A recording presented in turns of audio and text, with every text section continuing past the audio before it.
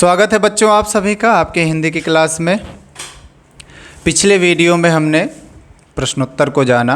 आज आपके लिए उसी क्रम में नया पाठ लेकर के उपस्थित हैं आलोक धनवा जी का पतंग। तो सबसे पहले पिछली वीडियो में भी हम बताए हैं और हर बार ये बताते रहे कि पाठ का नाम जानने से पहले हमें पाठ की सार्थकता कितनी है, उसका शीर्षक जो दिया गया है उसको लेकर ये जानना ज़रूरी है। तो यहाँ पर पतंग कविता के माध्यम से आलोक धनवा जी ने बाल सुलभ इच्छाओं को, बच्चों की जो इच्छाएं होती हैं उनको बताते हुए थोड़ा सा दुनियादारी का चित्रण किया है कि दुनिया में कैसे हम अपनी इच्छाओं को लेकर के ज़्यादा महत्वाकांक्षी रहते हैं। पतंग का जो शीर्षक पतंग दिया गया है, इसके पीछे का उद्देश्य यही है कि जो पतंग होती है, आप देखेंगे पतंग आसमान में जब उड़ाई जाती है तो जब उड़ना शुरू करती है तो वह असीमित ऊंचाइयों तक जाती है। ठीक ऐसी ही मनुष्य की इच्छाएं भी होती हैं, जिसमें कि बच्चों की इच्छाएं वह भी अधिक ऊंचाइयों पर जाती हैं। लेकिन फिर ध्यान देने वाली बात ये भी है कि उस पतंग में एक डोरी भी बंधी हुई होती है, जिसका मतलब ये है कि कोई होता है जो कंट्रोल भी करता है। आप अचानक से उड़ते हुए अधिक महत्वाकांक्षी हो अगर बन रहे हैं तो आपको कंट्रोल करने वाला, आपको रोकने वाला भी कोई है। तो अगर आप ज़्यादा महत्वाकांक्षी हैं तो महत्वाकांक्षा के साथ साथ आपको ये भी ध्यान रखना होगा कि जो आपकी महत्वाकांक्षाएं हैं उसके लिए बाधाएं क्या हैं। ये वही पतंग की डोर रूपी बाधाएं हैं। हमारे समाज में ऐसे भी लोग हैं जो कि खींचते रहते हैं। तो दो बातें, पहले ये कि हम महत्वाकांक्षी बने, आसमान में असीमित ऊंचाइयों तक जाएं, लेकिन उसके साथ साथ ध्यान ये भी रखना होगा कि क्या ऐसे लोग भी आसपास में मौजूद हैं जो कि पतंग की डोर की तरह कंट्रोल कर रहे हैं, जो कि रोक रहे हैं, तो उनका भी ध्यान रखना चाहिए। इसके पीछे एक सकारात्मक बात ये भी है कि पतंग की डोर अगर ना लगी रहे पतंग में तो वो पतंग असीमित ऊंचाइयों तक उड़ते उड़ते कहाँ पहुँच जाएगी ये पता भी नहीं चलेगा, और जो दूसरी पतंग है वह उसको आकर के काट कर चली जाएगी। जब डोर लगी रहेगी तो वो बीच बीच में दूसरी पतंग से कटने से भी इस पतंग को बचाती है। इसका मतलब ये कि जो हमें कंट्रोल करने वाला होता है वो हमें वाकई में कंट्रोल ही नहीं करता, वो हमें उन हानियों से, उन नुकसानों से भी बचाने का प्रयास करता है जो कि हमें गिराने का प्रयास करते हैं, जो कि हमारे लिए नुकसानदायक साबित हो सकते हैं। आइए थोड़ा सा जीवन परिचय जानते हैं आलोक धनवा जी का कि कैसे क्या है। आलोक धनवा जी के बारे में एक बात और बताएंगे कि जो आलोक धनवा जी हैं उन्होंने एकमात्र कविता संग्रह बनाया था, और इसमें ये देखते हैं, उनका ये मानना था कि दुनिया रोज़ बनती है और रोज़ बिगड़ती भी है। इस नाम से उन्होंने एक अपनी कविता भी लिखी है। आप देखेंगे तो पाएंगे कि आलोक धनवा जी जो हैं वह हमारे समाज में जो भी घटनाएं प्रतिदिन हो रही हैं उन्हीं को ध्यान में रख करके ज़्यादा से ज़्यादा रचनाएं किए हुए हैं कविताओं को लेकर। जैसा कि ये आपके सामने उपस्थित है पतंग, तो हमारे समाज में बच्चों को देख करके जो उनकी इच्छाएं हैं, महत्वाकांक्षाएं हैं, और फिर उनको कोई रोकने वाला है, उसको ध्यान में रख करके पतंग जो कविता है उसको इन्होंने लिखा है। थोड़ा सा परिचय जानते हैं। इनका जन्म 1948 में हुआ था।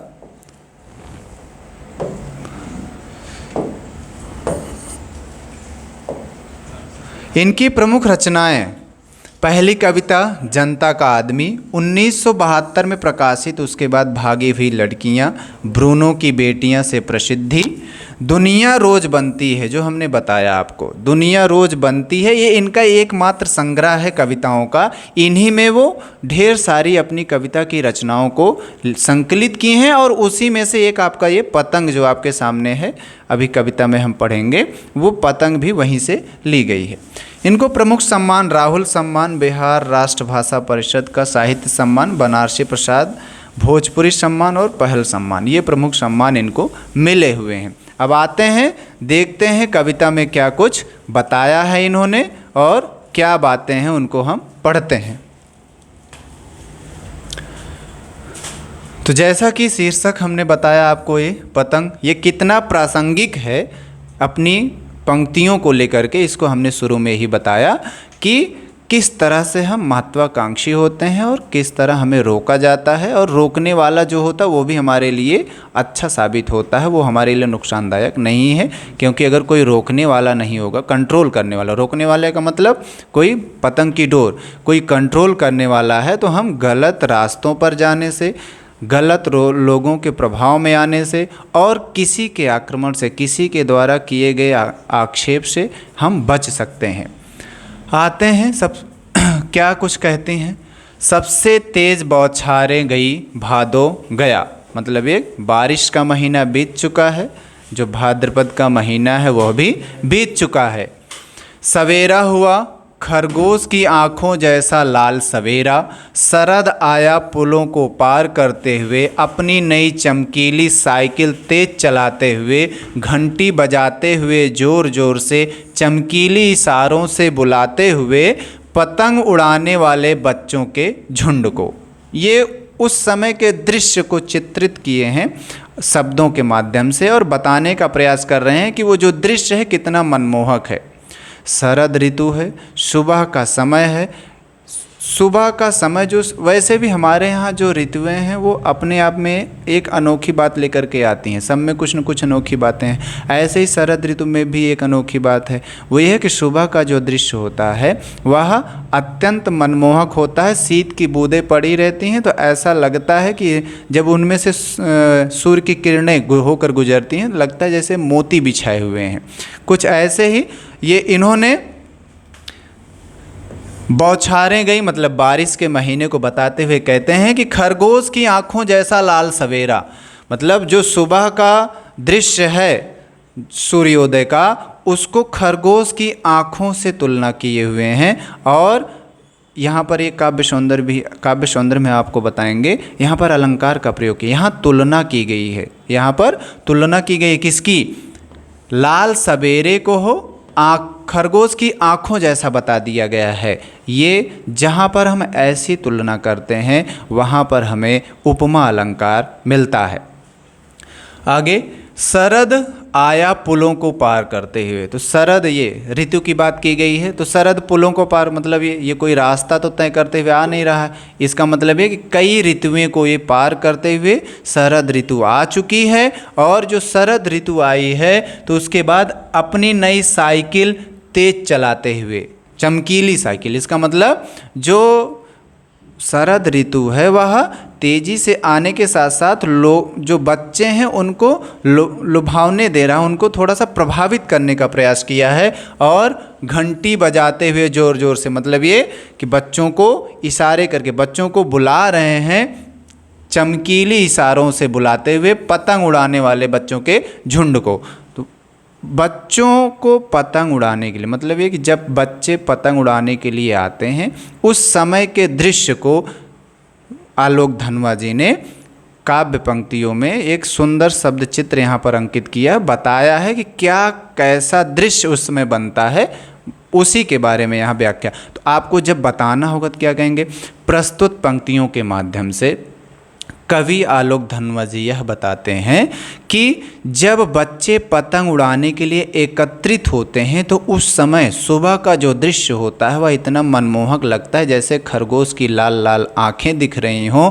और जो ये ऋतुएं हैं, जो ये मौसम है वह शरद ऋतु का है, और ऐसा लगता है कि शरद ऋतु ही बच्चों को बुलाया है पतंग उड़ाने के लिए, ना कि बच्चे खुद आए हैं। थोड़ा सा यहाँ पर अतिशयोक्ति करते हुए यहाँ पर कवि जी ने सुंदर चित्र अंकित किया है। थोड़ा सा हम कठिन शब्दों को भी देखेंगे जो यहाँ पर आए हैं कि ये भादो, ये भाद्र मास होता है, सवेरा मतलब सुबह का समय, पुल ये सेतु, चमकीला चमकदार इशारा संकेत, पतंग और झुंड।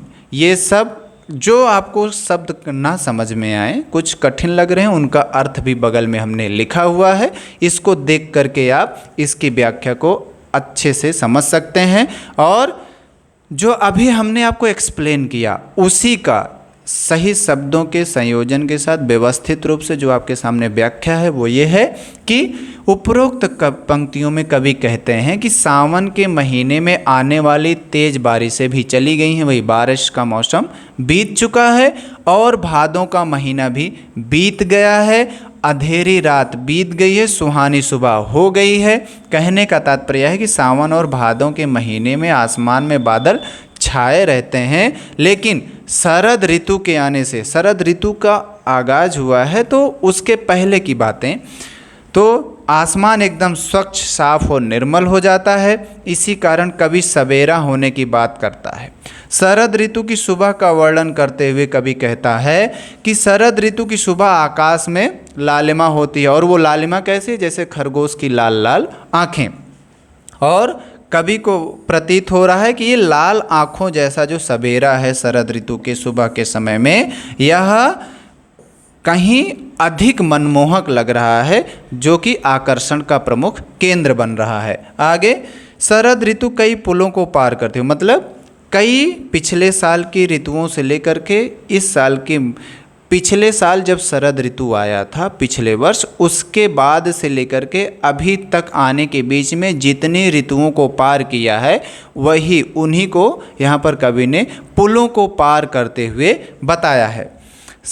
आगे जो अंतिम पंक्तियाँ हैं, कवि कहता है कि ऐसा प्रतीत होता है कि शरद ऋतु में दोपहर का समय किसी चमकीली साइकिल पर सवार होकर तेजी से गुजर रहा हो, जोर जोर से घंटी बजाते हुए बच्चों को इशारे से पतंग उड़ाने के लिए बुला रहा हो। मतलब ये कि बच्चे तो खुद ही पतंग उड़ाने के लिए आते हैं, लेकिन शरद ऋतु की, जो शरद ऋतु की सुबह और दोपहर होती है, उसको कवि ने ऐसा बता दिया कि जैसे ये खुद ही बच्चों को आकर्षित कर लेती है अपनी तरफ, बच्चों को खुद ही अपनी तरफ बुला ले रही है, ना कि बच्चे खुद से आ रहे हैं, जबकि बच्चे तो खुद से ही निकल करके आते हैं। बस ये होता है कि मौसम सुहावना होता है तो उसको देख करके पतंग उड़ाने के लिए खुद से ही बाहर आ जाते हैं। आगे अब इसका काव्य सौंदर्य, तो काव्य सौंदर्य में हम आपको बताए हैं कि आपको जितनी भी काव्य पंक्तियां दी गई हैं उनका काव्य सौंदर्य आपसे कभी भी परीक्षा में पूछा जा सकता है। जरूरी नहीं कि आपके पाठ के पीछे जो प्रश्न दिए गए हैं उसमें अगर कोई एक प्रश्न आ गया है कि इनका काव्य सौंदर्य बताइए, तो आप केवल उसी को पढ़ लिए हो गया, नहीं। आपके सामने जितनी भी काव्य पंक्तियाँ प्रस्तुत की जाएं उन सभी का काव्य सौंदर्य आपको आना चाहिए। इसलिए जैसे ही ये आपका एक पद पूरा हुआ, कुछ पंक्तियाँ पूरी हुई, इनके ठीक तुरंत बाद इनका काव्य सौंदर्य हम यहाँ लेकर के उपस्थित हैं। और काव्य सौंदर्य में हम करते क्या हैं, भाव सौंदर्य और शिल्प सौंदर्य मुख्य रूप से बता देते हैं। भाव सौंदर्य में किस भाव को ध्यान में रख करके पूरी काव्य पंक्तियाँ लिखी गई हैं ये बताते हैं। शिल्प सौंदर्य में हम ये बताते हैं कि इनकी रचना कैसे की गई है, किन शब्दों का प्रयोग हुआ है, और इन शब्दों के प्रयोग के साथ साथ उनमें लयबद्धता लाने के लिए किस छंद या रस का प्रयोग किया गया है उसका भी हम उल्लेख करते हैं। तो देखते हैं अब इन पंक्तियों का काव्य सौंदर्य क्या होता है। तो सबसे पहले भाव सौंदर्य बताएंगे। भाव सौंदर्य में कवि ने भादों के जाने और शरद के आने के माध्यम से जीवन में परिवर्तन, ताजगी और नई ऊर्जा का संदेश दिया है। और उसके साथ साथ कविता हमें यह अनुभूति कराती है कि हर अंत के बाद एक नई शुरुआत होती है। जैसे वर्षा के बाद शरद ऋतु का स्वच्छ उज्जवल आकाश, तो यह काव्यांश प्रकृति, बालपन और जीवन के उल्लास का उत्सव है। मतलब ये कि प्रस्तुत पंक्तियों में जो जीवन में परिवर्तन आते हैं उनको ध्यान में रख करके जो बच्चे होते हैं उनकी क्या अभिलाषा होती है, वो कैसे व्यवहार करते हैं, इसके बारे में बताया गया है। मुख्यतः यहाँ पर ऋतु के परिवर्तन की बात की गई है, इसको हम जरूर बताएंगे। इसके बाद शिल्प सौंदर्य में सबसे पहले तो एक दो शिल्प सौंदर्य तो आपको साधारण तरीके से हर काव्य पंक्ति में लिख ही देना है, उसमें सोचना ही नहीं है। पहला क्या, प्रस्तुत काव्यांश की भाषा सरल और आसानी से समझने योग्य है, और दूसरा प्रस्तुत पंक्तियों में, प्रस्तुत काव्यांश में तत्सम और तद्भव शब्दों का प्रयोग हुआ है, क्योंकि हर कवि अपनी कविताओं में एकाध तत्सम और तद्भव शब्दों का प्रयोग अवश्य कर ही देता है। अगर आपको ये कन्फर्म पूरी तरीके से स्पष्ट ना पता हो तब, बाकी तत्सम ज़्यादा होंगे तो आप कहेंगे तत्सम शब्दों का अनुपम प्रयोग हुआ है, तत्सम शब्द अधिकतर प्रयोग किए गए हैं। ये आपके शिल्प सौंदर्य में दो बातें हमेशा कॉमन मिल जाएंगी। हर किसी भी कोई भी काव्यांश हो उसमें आप लिख सकते हैं। भाषा सरल, प्रवाहमयी और चित्रात्मक है। कविता का शिल्प अत्यंत मनोहर और कलात्मक है। कवि ने मानवीकरण के माध्यम से शरद ऋतु को जीवंत रूप प्रदान किया है। तो मानवीकरण क्या होता है? मानवीकरण वो होता है जिनमें हम ऋतुओं, प्राकृतिक दृश्यों को मानव की क्रियाओं के समान बताते हैं। जैसे मनुष्य क्रिया करता है, ऐसे ही जब हम प्राकृतिक दृश्यों का चित्रण करते समय कहते हैं तो वहाँ पर मानवीकरण अलंकार होता है। तो शरद ऋतु चलता नहीं है, लेकिन यहाँ कहा गया है कि शरद ऋतु कई पुलों को पार करते हुए आया, चमकीली साइकिल चलाते हुए आया। तो यहाँ पर मानवीकरण किया गया है किसका? शरद ऋतु का। आगे, घंटी बजाते हुए जोर जोर से जैसी पंक्तियाँ ध्वनि सौंदर्य लाती हैं, और इसके साथ साथ छोटे वाक्यों का प्रयोग कविता को गीतात्मक लय और प्रवाह प्रदान करता है।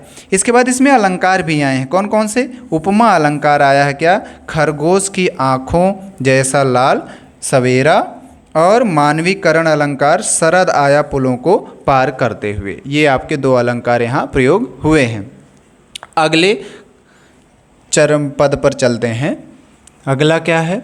चमकीले इशारों से बुलाते हुए और आकाश को इतना मुलायम बनाते हुए कि पतंग ऊपर उठ सके, दुनिया की सबसे हल्की और रंगीन चीज़ उड़ सके, दुनिया का सबसे पतला कागज उड़ सके, बांस की सबसे पतली कमानी उड़ सके, कि शुरू हो सके सीटियों, किलकारियों और तितलियों की इतनी नाजुक दुनिया। ये शरद ऋतु जब बुलाता है बच्चों को, जब थोड़ा सा आकर्षण दिखाने के लिए कवि ने शरद ऋतु को कहा कि वो खुद ही बच्चों को बुलाता है, तो बुलाने के बाद क्या दृश्य बनता है उसी को यहाँ पर कवि ने चित्रित किया है। और चित्रित करते हुए बताया क्या है कि आकाश को इतना मुलायम बनाते हुए कि पतंग ऊपर उठ सके। वाकई में आकाश मुलायम होती नहीं है, लेकिन यहाँ पर कवि ने ये बताया है कि आकाश इतना साफ है। किसकी वजह से? शरद ऋतु की वजह से। आकाश साफ है तो पतंग आसानी से, और आकाश साफ होने का मतलब न तेज हवा, न बादल, न बारिश, तभी पतंग उड़ाई जा सकती है। तो उसके साथ साथ क्या, दुनिया की सबसे, और इतना शरद ऋतु की विशेषता बता रहा है कवि कि इतना साफ आसमान कर दिया है शरद ऋतु ने कि कागज उड़ सके। बांस के लिए देखिए यहाँ पर प्रयोग किया गया है क्या? दुनिया कि सबसे हल्की और रंगीन चीज़ उड़ सके, और सबसे पतला कागज़ उड़ सके, सबसे पतली कमानी उड़ सके। कमानी का मतलब पतंग में जो बांस की लकड़ी लगाई रहती है, तो जिसके सहारे पतंग को बांधा जाता है, फिर वो उसी में फिर डोर बांधी जाती है उसको कंट्रोल करने के लिए। यहाँ पर कि शुरू हो सके सीटियों, किलकारियों और तितलियों का इतनी नाजुक दुनिया। मतलब ये कि यहाँ पर जब ये सारी चीज़ें मौजूद रहेंगी तभी बच्चे पतंग उड़ाएंगे, और जब उड़ाएंगे तो किलकारी गूंजेगी, मतलब बच्चों की आवाज़ आएगी। बच्चों की आवाज़ खुशी के मारे आएगी कि पतंग कितनी ऊँचे उड़ान भर रही है। आते हैं, देखते हैं। कभी कहता है कि शरद ऋतु में आकाश एकदम साफ, स्वच्छ और मौसम सुहाना हो जाता है। ऐसा निर्मल आकाश कवि को मुलायम प्रतीत होता है। कवि शरद ऋतु को बालक की संज्ञा देते हुए कहता है कि बालक शरद अपने चमकीले इशारों से बच्चे के समूह को पतंग उड़ाने के लिए बुलाता है। वही हमने आपको जो बताया कि बच्चे तो खुद ही आते हैं पतंग उड़ाने के लिए, लेकिन यहाँ शरद ऋतु को बताया गया कि वो खुद ही बुलाता है। मतलब ये कि ऐसा मौसम बना देता है, ऐसा वातावरण बन जाता है कि बच्चे खुद ही पतंग उड़ाने के लिए आ जाते हैं। आगे, उसने आकाश को मुलायम बना दिया ताकि बच्चों की पतंग आसमान में आसानी से बहुत ऊंची उड़ सके। ऐसा लगता है कि जैसे शरद ऋतु भी खुद यही चाहता है कि दुनिया की सबसे हल्की और रंगीन पतंग आसमान में उड़ सके, दुनिया के सबसे पतले कागज़ और बांस की सबसे पतली, लचीली एवं झुकाई गई लोहे की कीली सी बनी पतंग आसमान में ऊंची उड़ सके, और पतंग उड़ाते समय प्रसन्नता से बच्चे इधर उधर भागते हुए, खुशियों से चिल्लाते और खुशी से सीटियां बजाते हुए तितलियों की तरह कोमल बच्चों की एक नई दुनिया शुरू हो सके। मतलब है कि उस समय का जो दृश्य बनता है, कवि ने पूरा उसको कल्पना करके चित्र के माध्यम, यहाँ पर शब्द चित्र के माध्यम से बताने का प्रयास किया है। कहने का तात्पर्य है कि शरद ऋतु में आसमान में पतंगों के साथ साथ बच्चों की भी अपनी कल्पनाएं आसमान में उड़ती हैं। अब इसका काव्य सौंदर्य जब हमें बताना होगा तो काव्य सौंदर्य के लिए हाँ, यहाँ पर एक किलकारी शब्द है। किलकारी का मतलब है बच्चों का खुशी से चिल्लाना, इसी को हम किलकारी बोलते हैं। और नाजुक का मतलब कोमल और सुकुमार होता ही है। काव्य सौंदर्य में सबसे पहले वही जो क्रम है, भाव सौंदर्य बताएंगे। भाव सौंदर्य में इन पंक्तियों में कवि ने शरद ऋतु की सुंदरता और उसकी कोमलता का सजीव वर्णन किया है। सजीव वर्णन करने का मतलब यह है कि ऋतु, सजीव का मतलब जो मनुष्य की तरह कार्य करे, जो जिसके अंदर जीव हो। लेकिन ये ऋतु के अंदर तो जीव होता नहीं है वो, लेकिन उसको कवि ने बताया है कि वो भी मनुष्य की तरह ही कार्य कर रहा है।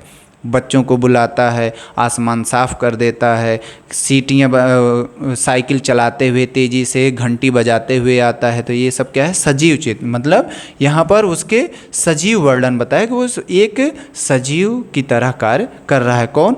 शरद ऋतु।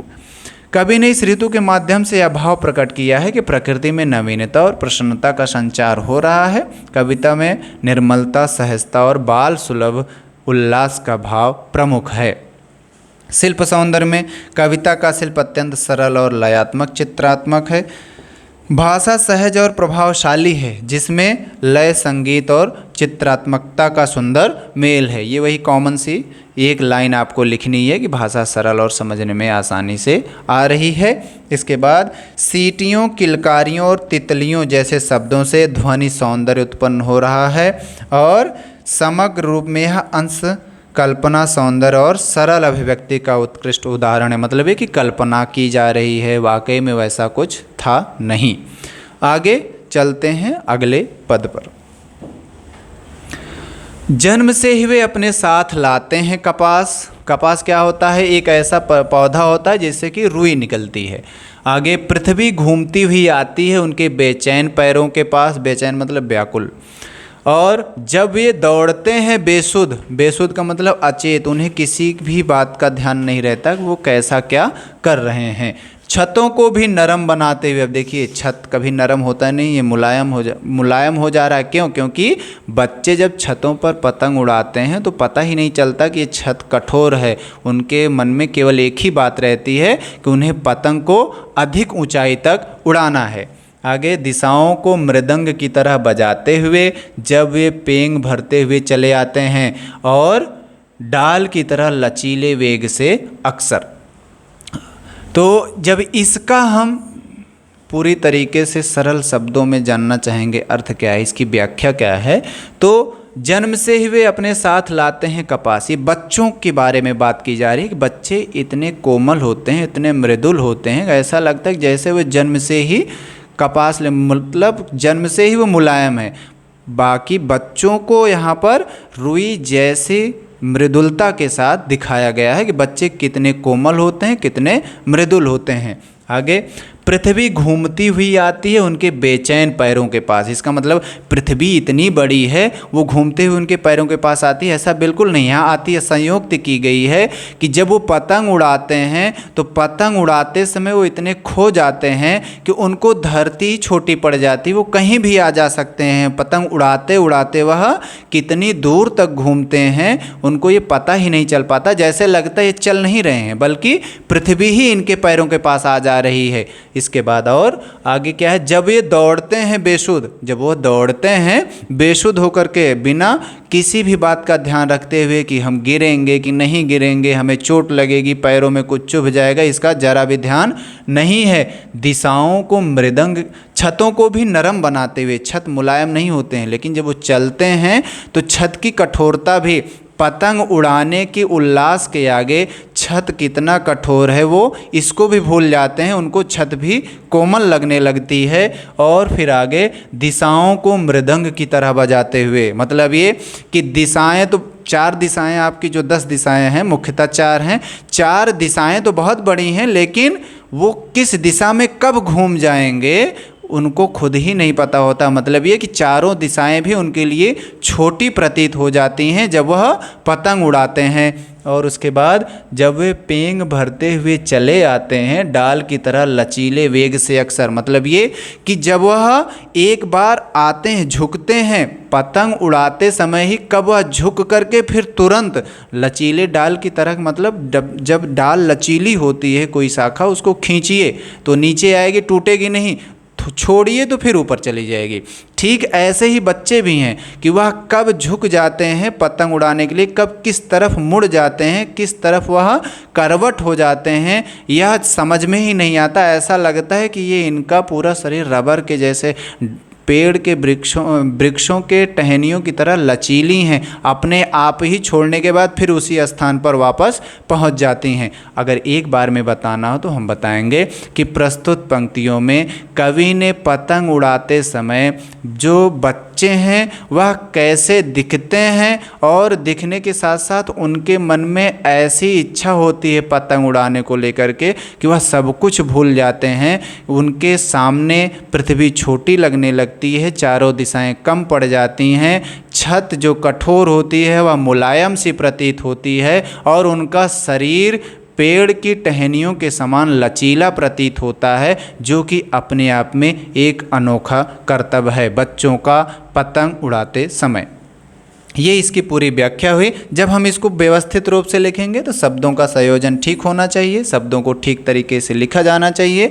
तो उसके लिए बच्चों की तुलना कपास से करते हुए कवि क्या कहता है कि जिस तरह कपास मुलायम, शुद्ध और सफ़ेद होती है, ठीक उसी प्रकार बच्चे भी जन्म से ही अपने साथ निर्मलता, कोमलता लेकर आते हैं। अर्थात बच्चों का मन व भावनाएं भी अच्छे, कोमल व पवित्र होती हैं।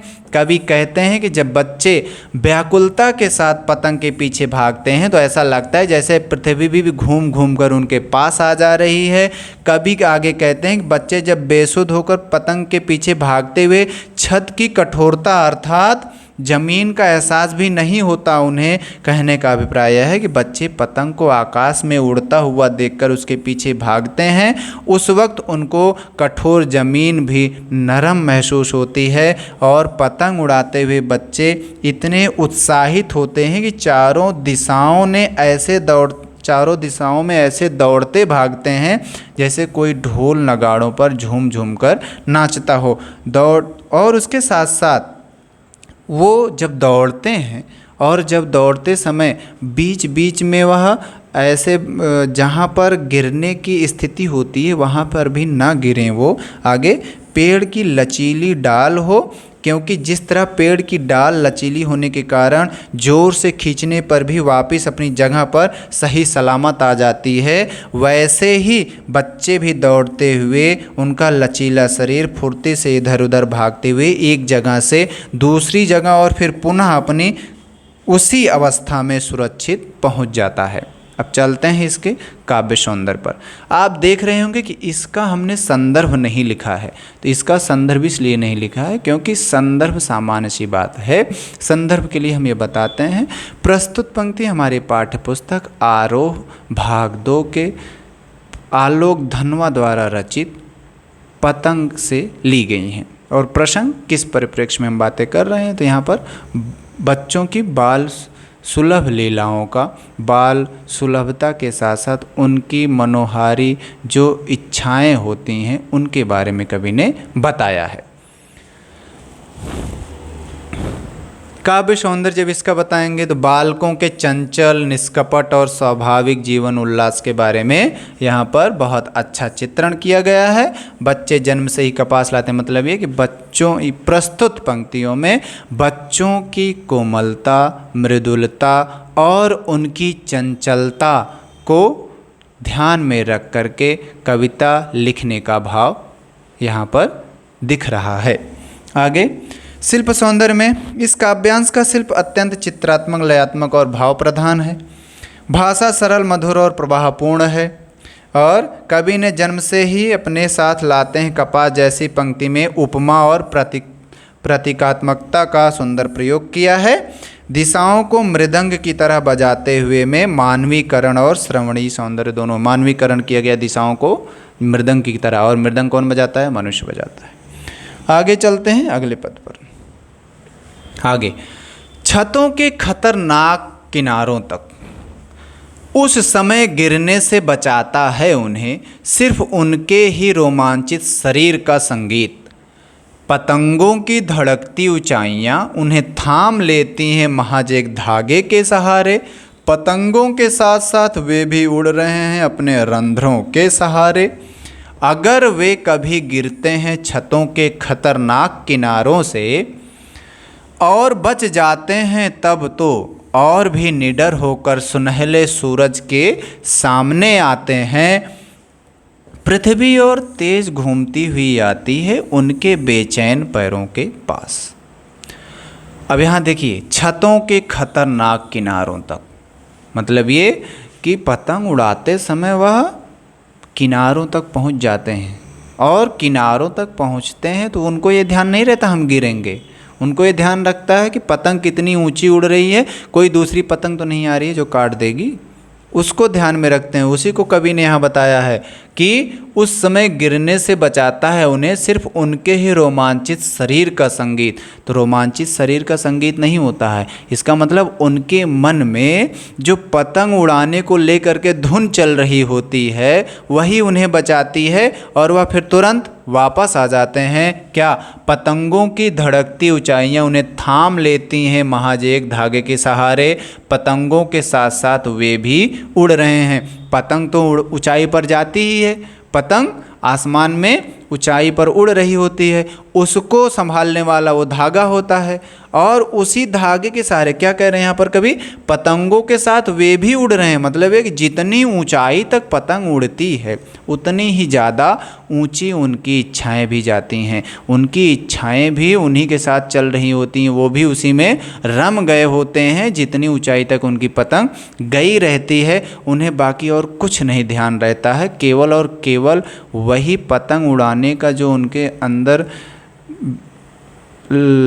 एक लालायित रहते हैं, वो उनके अंदर एक जो इच्छा होती है, बच्चों की उत्सुकता होती है, वही दिख रही है और कुछ नहीं, बाकी सब वह भूल जाते हैं। आगे, अपने रंध्रों के सहारे, तो यहाँ रंध्रों का मतलब सुराग और छेद। अगर वे कभी गिरते हैं छतों के खतरनाक किनारों से और बच जाते हैं तब तो वो और भी निडर होकर सुनहले सूरज के सामने आते हैं। पृथ्वी और भी तेज घूमती हुई आती है उनके बेचैन पैरों के पास। इसका मतलब ये कि जरा सा जब डगमगाते हैं और फिर वह बच जाते हैं तो वो और तेज़ी से, पृथ्वी नहीं आती है मतलब वो और तेज़ी से भागते हैं पतंग उड़ाने के लिए। आगे, इनका जब हम उनके बेचैन पैरों के पास, उनके पैर बेचैन, मतलब पैर बेचैन का मतलब है कि जो पतंग उड़ाते समय पैर किस तरफ घूम जाएंगे और किस तरफ चलने लगेंगे ये बिल्कुल ध्यान नहीं रहता। केवल ध्यान एक ही बात का रहता है कि उन्हें पतंग कितनी ऊंचाई तक वो उड़ा कर ले जा सकें। आइए देखते हैं क्या है। जब एक बार मैं आपको पूरी तरीके से एक्सप्लेन करता हूँ, एक्सप्लेन करने के बाद, व्याख्या बताने के बाद फिर उसको व्यवस्थित तरीके से जब आपको लिखना हो तो शब्दों का चयन, वाक्य को कहाँ पर हम पूर्ण विराम लगाएंगे, कहाँ पर कॉमा का प्रयोग करेंगे, कैसा शब्द का प्रयोग करके हम उन्हीं भाव को इसमें शब्दों के सामने, शब्दों के साथ समेट दें जो कि कविता के पंक्तियों के माध्यम से हमें दी गई हैं। इसका ध्यान रखते हुए हम कविता का एक अच्छा व्यवस्थित रूप आपके सामने लेकर उपस्थित रहते हैं, जिससे कि आपको लिखने में परेशानी ना हो। समझ लिए आप, जैसे बोलते समय जो ना समझ में है उसको जब आप लिखित रूप में पाएंगे तो थोड़ा सा एक दोहराव हो जाता है, रिवीजन हो जाता है, तो और आसानी हो जाती है समझने में। क्या है, कभी कहते हैं कि बच्चे पतंग के पीछे दौड़ते भागते हैं, ऊंचे छतों के जोखिम भरे किनारों तक पहुंच जाते हैं। दौड़ते हुए बच्चे उन छतों से गिर भी सकते हैं, लेकिन पतंग उड़ाते समय उनके रोमांचित शरीर का लचीलापन है उनको छतों से गिरने से बचाता है। अभी आप इसके पहले वाली काव्य पंक्तियों में हमने पढ़ा ही कि जैसे पेड़ की टहनियों को खींचिए छोड़िए फिर वहीं पहुंच जाती हैं, ऐसे लचीली होती हैं, वैसे ही कुछ लचीलापन बच्चों के शरीर में होता है। आगे क्या है, किसी भी धड़कन बढ़ा देने वाली ऊंचाइयों तक बच्चे पतंगों की डोर अपने हाथों में थामकर पतंग उड़ाते हैं। बच्चे सिर्फ एक धागे के सहारे उस पतंग को और अपने आप को संतुलित कर लेते हैं, अर्थात बच्चे अपने आप को भी उसी डोर के सहारे गिरने से बचा लेते हैं। कवि कहते हैं कि पतंग उड़ाते हुए इन बच्चों को देखकर ऐसा लगता है जैसे पतंग के साथ साथ वो भी खुद भी उड़ रहे हों। मतलब ये कि वह बच्चे पतंग उड़ाते समय उनको आसपास में क्या हो रहा है इससे बिल्कुल मतलब ही नहीं रह जाता, वो पूरी तरीके से रम जाते हैं उन्हीं पतंग की ऊंची उड़ान के साथ। और कहने का अभिप्राय यह है कि बच्चे अपनी कल्पनाओं व भावनाओं को पतंग के सहारे ऊंचाइयों तक पहुंचा देते हैं। आगे कवि कहते हैं कि पतंग उड़ाते हुए कभी कभी ये बच्चे छतों के भयानक किनारों से गिर भी जाते हैं और लचीले शरीर के कारण ज़्यादा चोट न लगने पर बच भी जाते हैं। इस तरह बच जाने से वे और भी ज़्यादा भयहीन हो जाते हैं। यहाँ पर जो ये लाइन आई है, अगर वे कभी गिरते हैं छतों के खतरनाक किनारों से और बच जाते हैं तब तो और भी निडर होकर सुनहले सूरज के सामने आते हैं। तो वही यहाँ पर यह है कि अर्थात उनके अंदर आत्मविश्वास और अधिक बढ़ जाता है, वह निडर हो जाते हैं, उनके अंदर से गिरने का डर बिल्कुल खत्म हो जाता है और वो अत्यधिक उत्साह, साहस व निडरता के साथ फिर से छत पर आकर पतंग उड़ाने लगते हैं। उनका यह दोगुना जोश देखकर फिर तो ऐसा लगने लगता है जैसे दौड़ते भागते बच्चों के पैरों के चारों ओर पृथ्वी और अधिक तेज़ी से घूम रही हो। मतलब ये कि जो पृथ्वी है उनके पैरों की गति इतनी तेज़ होती है कि पृथ्वी ही तेज़ गति से घूम रही है। इसका मतलब ये कि बच्चों को थोड़ा सा, बच्चों की जो ये लीलाएं हैं पतंग उड़ाते समय, जो बच्चों का कर्तव्य है, बच्चों का जो ये हुनर है, उनके पैरों की गति का तेज हो जाना, इसको कवि ने क्या कहा, जैसे पृथ्वी ही तेज घूमने लगती है। मतलब यहाँ पर अति संयोक्ति बताया है कवि ने। आगे काव्य सौंदर्य पर चलते हैं। क्या प्रस्तुत पंक्तियों में यह भाव है कि बच्चों का साहस, उत्साह और जीवन के प्रति निडरता उन्हें कठिनाइयों और खतरों से भी पार पाने की शक्ति देती है। उनका यह रोमांच और जोश उन्हें जीवन में स्वतंत्रता, गति और आनंद का अनुभव कराता है। शिल्प सौंदर्य में क्या कहेंगे, इस अंश का शिल्प अत्यंत गतिशील, लयात्मक और प्रतीकात्मक है। भाषा सरल होते हुए भी अत्यंत प्रभावशाली, ये तो एक नॉर्मल सी बात हम लिखते ही हैं। कवि ने रोमांचित शरीर का संगीत जैसी अभिव्यक्ति से मानवीकरण और प्रतीक सौंदर्य का सुंदर प्रयोग किया है और पतंगों की धड़कती ऊंचाइयां में चित्रात्मकता और कल्पना सौंदर्य झलकता है। अब आते हैं जो कविता हमने आपको बताई, कविता की व्याख्या बताई, उसका जब हमें सार जानना हो, क्योंकि कविता का जब हमें सार पता रहेगा तो पूरी कविता की जो व्याख्या है वो अपने आप समझ में आ जाएगी। पूरी कविता में क्या बातें की गई हैं वो पूरी तरीके से हमें आसानी से समझ में आ जाएंगी। तो कविता का सार आसान शब्दों में अच्छे से व्यवस्थित तरीके से आपके सामने उपस्थित है। क्या है, थोड़ा सा बताएंगे, क्योंकि जो हमने एक्सप्लेन किया, व्याख्या दिया आपको, उसी का हम पूरा एक क्रमबद्ध तरीके से वहाँ पर आपको काव्यांश 1, 2, 3 करके ऐसे क्रमशः बताए थे। यहाँ पर पूरे काव्यांश की पंक्तियाँ जो थीं उनको ना लिख करके, काव्यांश को ना लिख करके पूरा एक यहाँ पर आपके सामने केवल सार, मतलब सारांश अपने शब्दों में पूरा अच्छे से लिखा गया है। तो थोड़ा सा बताते हुए, क्या पतंग के बहाने कविता में बाल सुलभ इच्छाओं उमंगों का सुंदर चित्रण किया गया है। कवि कहते हैं कि सावन के महीने में आने वाली तेज बारिशें चली गई हैं, संभादों का महीना बीत गया है। सावन और भादों के महीनों में आसमान में बादल छाए रहते हैं, तो बादल छाए रहने की वजह से पतंग नहीं उड़ा सकते हम। इसका मतलब जो शरद ऋतु आई है उसमें बादल साफ होता है जिससे कि बच्चे पतंग उड़ा सकें। तो बच्चों को पतंग उड़ाने के लिए ही यहाँ पर शरद ऋतु का उल्लेख किया गया है। आगे, स्वच्छ व निर्मल रहता है ये शरद ऋतु में। सुबह के समय का जो दृश्य होता है, वह जो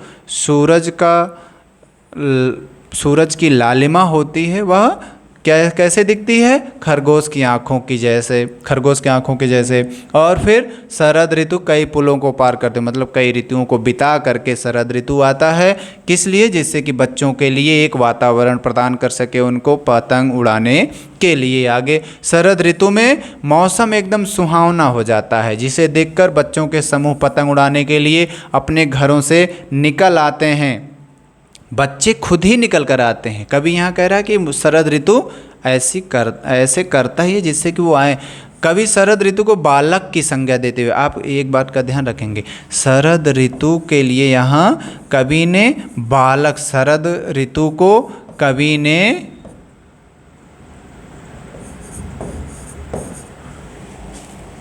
थोड़ा सा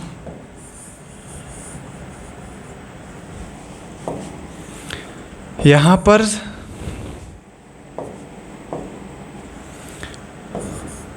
शरद ऋतु को कवि ने बालक बताया है। क्या बताया है? बालक। आगे, ताकि बच्चों की, हाँ, बालक बताते हुए वो कहता भी है, क्या कहता है कि जिस शरद ऋतु बालक की तरह प्रयोग करने के बाद कहता है कि वो साइकिल चलाते हुए आता है, बच्चों को घंटी बजाते हुए बुलाता है, जिससे कि बच्चे आएँ और उसके बाद क्या कहते हैं कि घरों से बाहर निकल आएँ और फिर आगे बच्चों के समूह को पतंग उड़ाने के लिए वह बुलाता है। आकाश को मुलायम बना देता है, मतलब एक ऐसा माहौल बना देता है जिससे कि बच्चे आसानी से आसमान में पतंग को उड़ा सकें। और फिर उसी में क्या है, अपनी कल्पनाएं भी आसमान में उड़ाते हैं। कौन? बच्चे। बच्चे पतंग के साथ साथ अपनी कल्पनाओं को भी आसमान में उड़ाते हैं। और फिर आगे क्या है, इनके साथ साथ कवि ने बच्चों को कपास, रुई, मखमल की तरह कोमल बताया है। कपास का ही प्रयोग किया है यहाँ पर। तो यहाँ पर कपास से रुई निकलती है, रुई बहुत मुलायम होती है। बच्चे भी ठीक वैसे ही कोमल होते हैं, मृदुल होते हैं, मुलायम होते हैं, उनका स्वभाव भी वैसे ही होता है। तो यहाँ पर कह रहे हैं कि आसानी से इसके साथ साथ बच्चे पतंगों के साथ साथ अपनी कल्पनाएं भी आसमान में उड़ाएं। उसके बाद बच्चों की तुलना कपास से करते हुए कि जिस तरह कपास मुलायम, शुद्ध और सफ़ेद होती है, ठीक उसी प्रकार बच्चे भी जन्म से ही अपने साथ निर्मलता, कोमलता लेकर के आते हैं। अर्थात उनके मन में ऐसी भावनाएं होती हैं जो स्वच्छ और पवित्र होती हैं। किसी के लिए कोई भेदभाव, किसी के प्रति कोई छल नहीं, सबके साथ वह प्रेम भाव से व्यवहार करते हैं। जब बच्चे पतंग को आकाश में उड़ता हुआ देखकर उसके पीछे भागते हैं तो उन्हें उस वक्त कठोर ज़मीन भी नरम महसूस होती है। इन सब बातों को बताते हुए लास्ट में हम अंत में आएंगे कि क्या, कि जब बच्चे ये सब देखते हैं, बच्चे पतंग उड़ाते समय जो उनकी क्रियाएं हैं उनको देख कर जब वह बच जाते हैं गिरने से, उनका लचीलापन, ये सब उनके अंदर आत्मविश्वास जगाता है।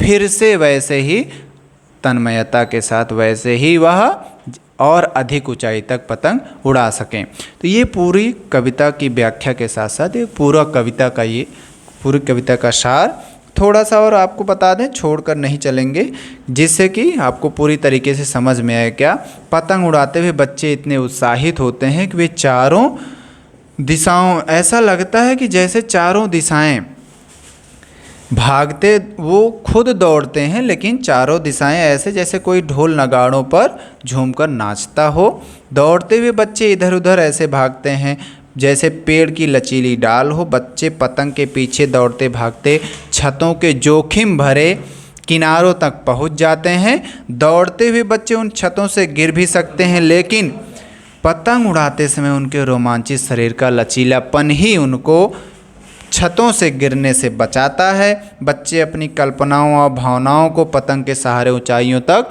पहुंचा देते हैं। आगे, पतंग उड़ाते हुए कभी कभी ये बच्चे छतों के भयानक किनारों से गिर भी जाते हैं, लेकिन ध्यान से देखिए, गिर जाते हैं तो शरीर के कारण चोट नहीं लगती है, और फिर जब वो बच जाते हैं तो उनके अंदर एक नया आत्मविश्वास जग जाता है। वो भयहीन हो जाते हैं, निडर हो जाते हैं, और फिर वह और अधिक ऊंचाई तक पतंग उड़ाने के लिए फिर से वह पतंग उड़ाने के लिए आगे आते हैं। उनके अंदर से गिरने का डर बिल्कुल ख़त्म हो जाता है और वो अत्यधिक उत्साह, साहस और निडरता के साथ छत पर आकर के पतंग उड़ाने लगते हैं। ये पूरी कविता का सार पूरा हुआ। आशा करते हैं कि आपको कविता की व्याख्या समझ में आई होगी। कविता का सार आप पढ़ेंगे तो जो कुछ छूटा रहेगा वह भी अच्छे से समझ में आ जाएगा। और आप तब तक के लिए ये कविता की व्याख्या काव्य सौंदर्य के साथ और कठिन शब्दों का अर्थ जानते हुए कविता का सार भी पढ़ते रहिए। आपसे फिर मिलते हैं अगले वीडियो में। और अगले वीडियो में हम आपके सामने जब आएंगे, उपस्थित होंगे, तो आपके साथ आपके लिए पाठ का, कविता से संबंधित जो आपकी पुस्तक में पीछे दिया गया प्रश्न है वो भी रहेगा। उसके साथ साथ कविता से जो परीक्षा के दृष्टि से संभावित महत्वपूर्ण प्रश्न बनेंगे उनको भी लेकर के उपस्थित होंगे। और देखेंगे आप कि वो जो प्रश्न होंगे वो आपके जो ये विश्लेषण मैंने दिया है उससे मेल खाते रहेंगे, जिससे कि आप ये विश्लेषण, ये व्याख्या पढ़ने के बाद प्रश्न का उत्तर आसानी से आप दे पाएंगे। उम्मीद करते हैं आपको ये ज़रूर समझ में आया होगा। मिलते हैं फिर से आपको नए वीडियो में आपसे। तब तक के लिए आप पढ़ते रहिए और स्वस्थ रहिए।